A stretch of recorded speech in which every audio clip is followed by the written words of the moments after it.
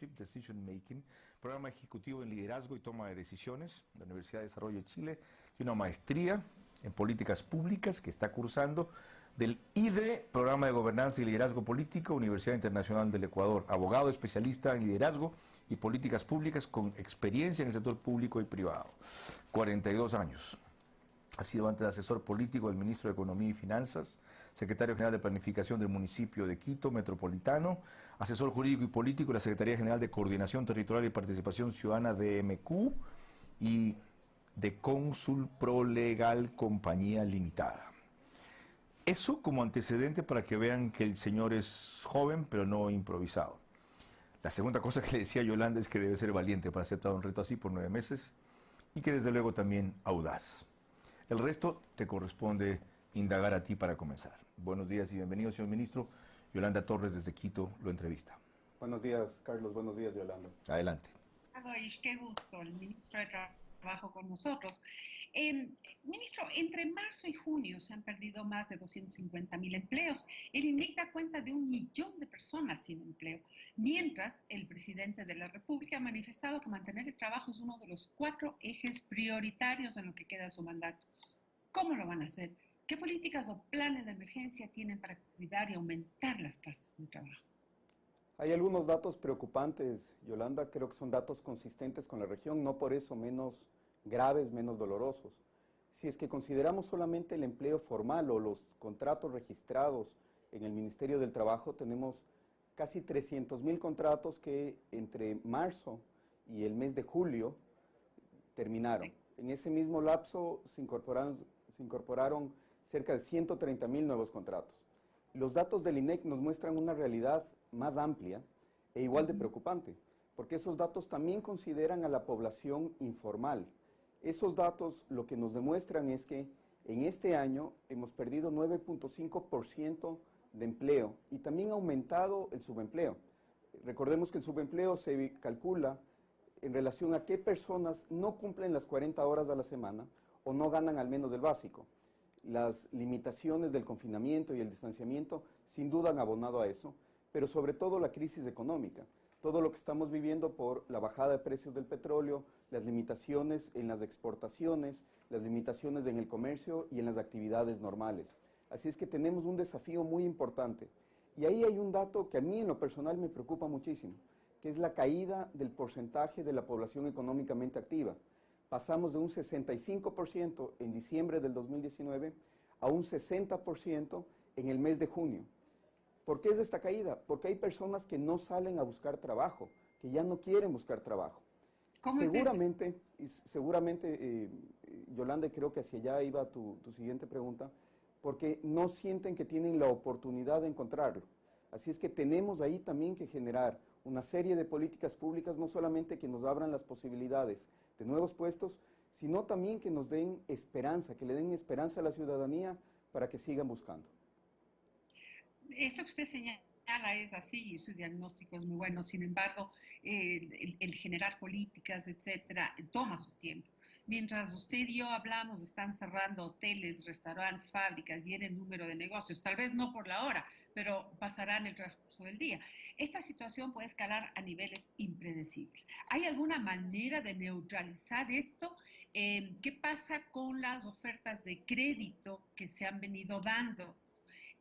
Por ejemplo, Reactívate Ecuador con 1.150 millones de dólares, 100 millones que el BIES entregó a la CFN para la PYME, para el PYME Express, aparte de otros microcréditos, ¿no? Direccionados a soportar al pequeño y mediano empresario.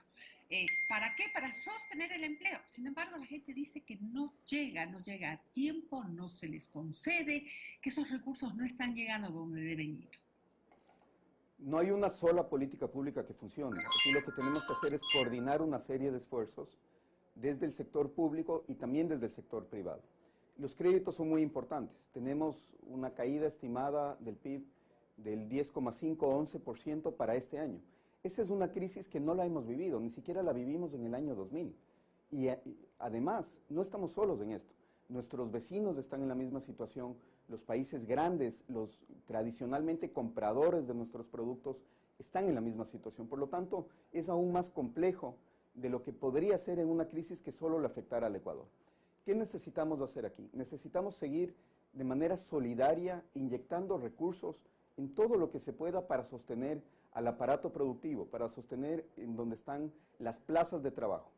Necesitamos quitar obstáculos que permitan la formalización de las relaciones laborales. Necesitamos crear condiciones para que las relaciones laborales sean justas. Discúlpame, Yolanda, no te escuché la última pregunta. No, quería simplemente puntualizar. Estamos hablando de una reforma laboral que se hace imprescindible en este momento.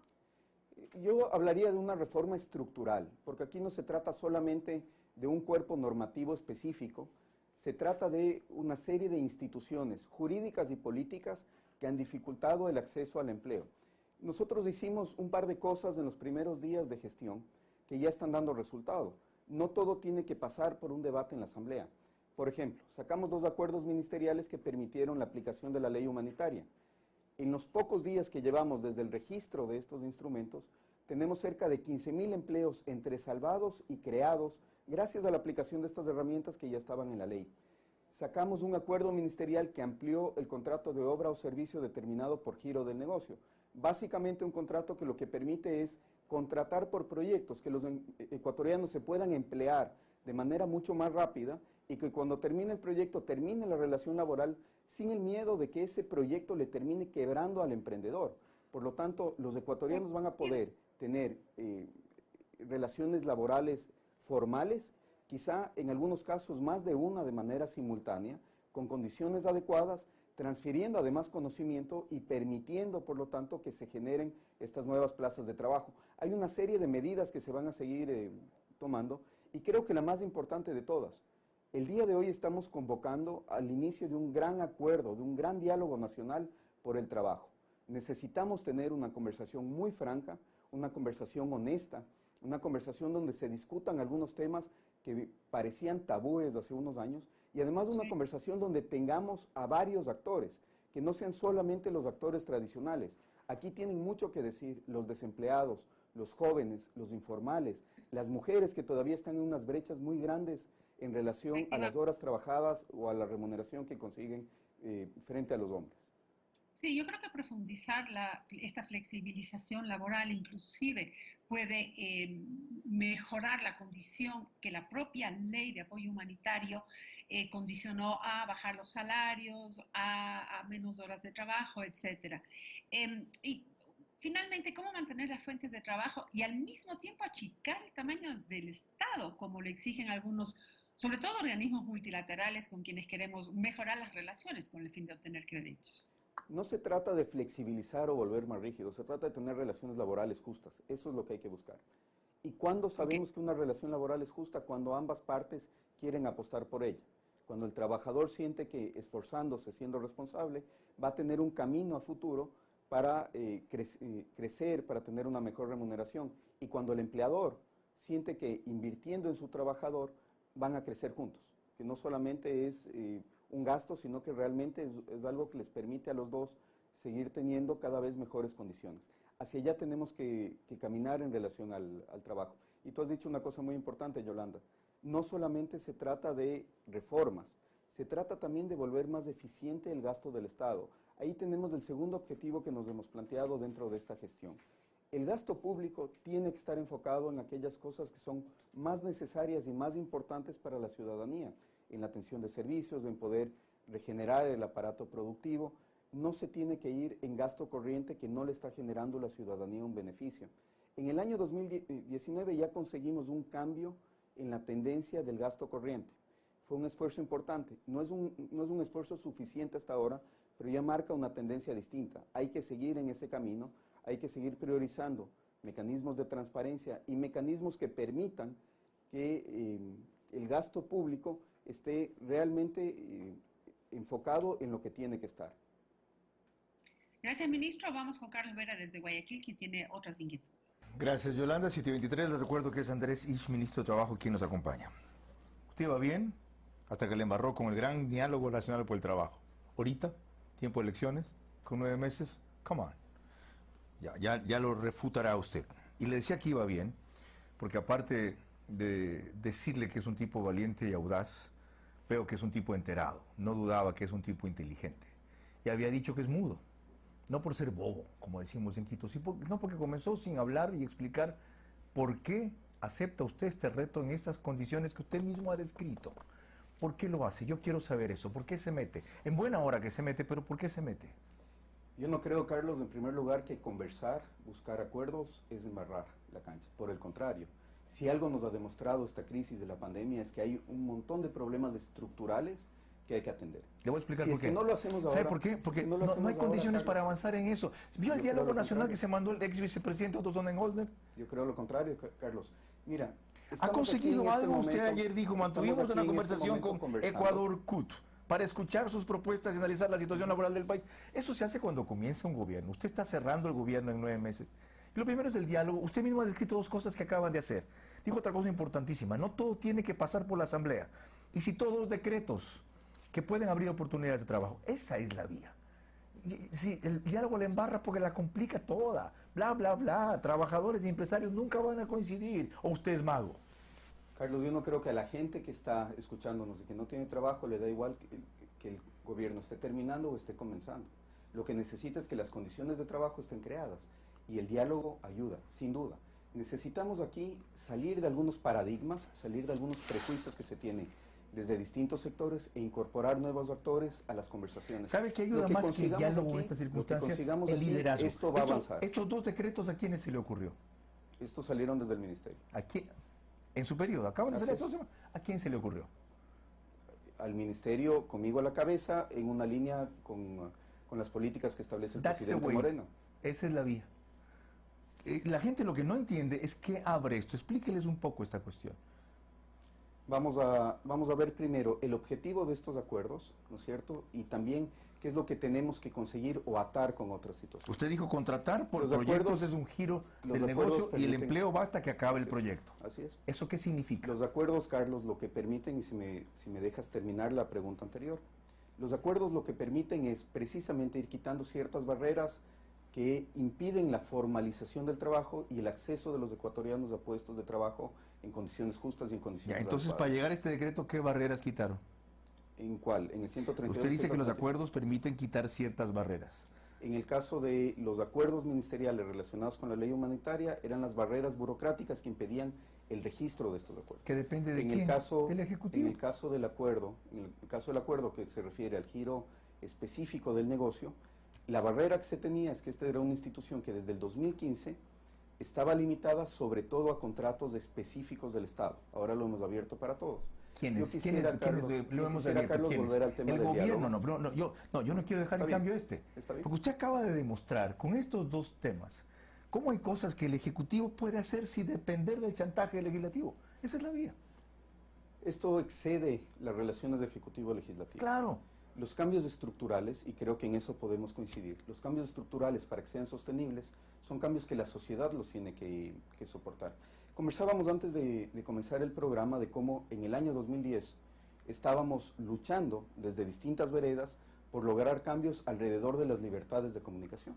Si es que no hubiéramos tenido un diálogo social profundo sobre la necesidad de los cambios estructurales en relación a las libertades, seguramente seguiríamos en el mismo camino. Con 2 Lo diferencias. mismo tenemos que hacer En esa aquí, época lo mismo vivíamos en tenemos que hacer dictadura, con ahora el- estamos en democracia. Con más razón. En con más esa razón época en éramos democracia. oposición, ahora usted es gobierno y yo prensa. Y la última, no hay tiempo. 9 meses usted quiere hablar cambios estructurales. Así es, Carlos, y creo que son importantes. ¿Me porque- dice en serio? Así ¿En es, 9 así meses es, Carlos. cambios estructurales? Absolutamente. Si es que no comenzamos ahora que la Ah. pandemia ha demostrado Ok. esas falencias estructurales Ok. y al menos sentamos el camino entre un presente complicado y un futuro donde debemos tener más esperanza y más oportunidades, habremos desperdiciado una oportunidad histórica. Entendí. Y en eso coincido. La pandemia crea una oportunidad histórica. La pandemia evidencia un montón de cosas. Dentro de todo el dolor que están sufriendo los ecuatorianos y que están viviendo, hay una serie de problemas que han quedado muy claros y que quizá en una época de bonanza no se demuestran, ¿sí? Si es que nos sentamos a la mesa como ecuatorianos, encontramos algunos puntos de acuerdo, ojalá varios, pero al menos algunos, y podemos trabajar en ellos, será muchísimo más fácil Usted que insiste en la que vaina, el está mandato ciudadano Ok. se traslade en una decisión Ya, política. Está bien, usted insiste y lo explica, yo discrepo, pero no estoy para convencerlo, sino para entrevistarlo. Yendo a lo práctico, Yolanda le preocupaba el desempleo, a todo el mundo. estos dos decretos, porque para mí son súper importantes, porque el Ejecutivo ha encontrado la manera dentro de su propio ámbito, sin necesidad, vuelvo a repetir, de chantaje a la Asamblea, de crear oportunidades de empleo. ¿Qué estimación tienen ustedes que puede significar en cuanto a plazas de trabajo? A ver, en una semana más o menos, o 10 días, conseguimos estos 15.000 puestos, entre creados y salvados. Es difícil estimar, entre otras cosas, porque no sabemos cuánto tiempo va a durar el confinamiento, o en este caso el distanciamiento, y las condiciones sanitarias. Si es que resulta que en el mes de noviembre tenemos ya una vacuna y una cura, probablemente las estimaciones de decrecimiento estarán más o menos de la mano. Si esto se estira o si esto se recorta, las estimaciones caerán. ¿Qué es lo que estamos buscando? Más que un número determinado en este momento con cada una de estas herramientas, es transparentar las distintas políticas para poder evaluarlas muy rápido y sobre la marcha. Estamos exponiendo los números, por ejemplo, en lo relacionado con la ley humanitaria. Lo mismo lo estamos haciendo con el acuerdo que permite el contrato de obra o giro del negocio, y con acuerdos adicionales que vamos a sacar en estos días. Un poco, quizá ahí me salto antes de terminar la respuesta, Carlos, porque creo que esto es importante. Y coincidimos en una cosa que decías. Hay herramientas que sí las podemos aprovechar nosotros desde el Ejecutivo.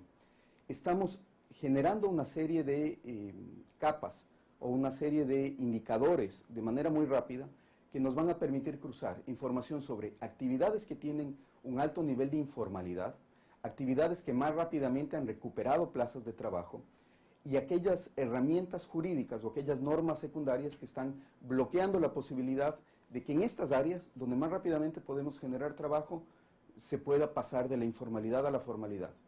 Ese levantamiento nos va a permitir hacer un barrido de la legislación secundaria, limpiarla de manera muy rápida, quitar todos estas condicionantes que están impulsando a la gente hacia la informalidad, y en un mes más o menos tendremos terminado todo una batería de acuerdos ministeriales para facilitarle la vida a los ecuatorianos. La pregunta obligada, la misma y es recurrente que la anterior. ¿Cuántas plazas de trabajo puede eso salvar y cuántas nuevas puede crear? Miren, con la caída que tenemos ahora se han perdido aproximadamente 600.000 desde que comenzó la pandemia, ¿sí? Las proyecciones son que el próximo año el crecimiento esté entre el 5 y el 6%. Así es que si es que logramos reducir esa caída en este año a la mitad, o sea, desde este año hasta el siguiente a la mitad, habremos tenido consistencia con la proyección. Por lo tanto, todo lo que subamos desde ese número va a ser una victoria en relación a las reformas. De acuerdo. ¿Sabe el dato que me dio uno de los integrantes de Constructores Positivos? Verónica, ¿te acuerdas del nombre? Tiene el mismo apellido de un legislador carciense. Yolanda, ¿te acuerdas del nombre que entrevistamos? No. Yandún. Yandún, ok. Que así como se habían perdido cerca de 270.000 plazas de trabajo en general en el ámbito empresarial, se han recuperado cerca de 130.000, no todas atribuibles al sector de la construcción. Él dijo, de esas 130.000 aproximadamente 10% son nuestras, es decir, 13.000, 15.000. Es decir, hay una reconstitución o recomposición del empleo tan pronto hay un estímulo por parte del Estado. Así es. Los datos nos demuestran eso.